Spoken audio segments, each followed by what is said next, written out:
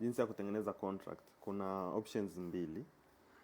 Kwa hiyo ukishaamua kwamba ni asset gani ambazo wewe tayari unazo, umeshakuwa deposited, umepata USDT, umeziswap kwenda Ink, then sasa wewe ndo unaamua ni asset gani ambayo, ni contract gani ambayo uta stake.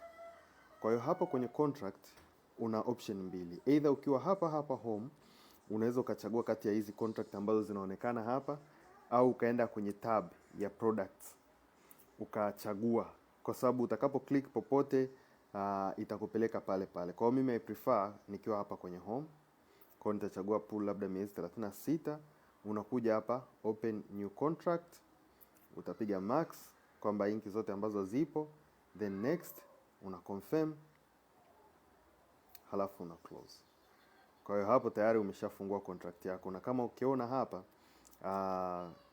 hii contract ambayo imetengenezwa tayari imezungushiwa kiduara, and unaweza sawa